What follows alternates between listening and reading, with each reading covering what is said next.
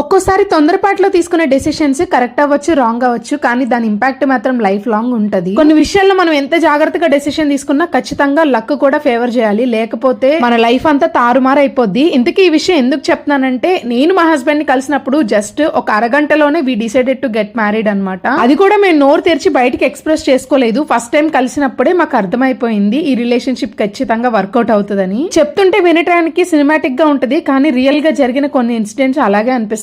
మీలో చాలా మందికి తెలిసే ఉంటది, ఒక ఆర్మీ పర్సన్ ఇంటికి లీవ్ కి వస్తే ఆల్మోస్ట్ ఒక 1 month ఉంటారు. కరెక్ట్ గా ఆ 1 month లో లాస్ట్ 29th డే నన్ను కలిసారనమాట. 30th డే తను వెళ్ళిపోతున్నాడు. జస్ట్ ట్రైన్ ఎక్కి వెళ్ళడానికి ఒక ఫ్యూ అవర్స్ బ్యాక్ నన్ను వచ్చి కలిసాడు. ఆ టైం కి నాకు అసలు పెళ్లి చేసుకోవాలని ఇంట్రెస్ట్ లేదు, ఎలాగైనా ఈ మ్యాచ్ చెడగొట్టాలనుకున్నా. అలాంటిది అతను కలిసి ఒక ½ hour మాట్లాడిన తర్వాత నా డెసిషన్ ని మార్చుకున్నా. ఇలాంటి అనుకోని మిరాకిల్స్ మీ లైఫ్ లో ఎప్పుడన్నా జరిగాయా? నాకు కామెంట్ సెక్షన్ లో చెప్పండి. అలాగే వీడియో నచ్చితే లైక్ చేసి సబ్స్క్రైబ్ చేసుకోండి.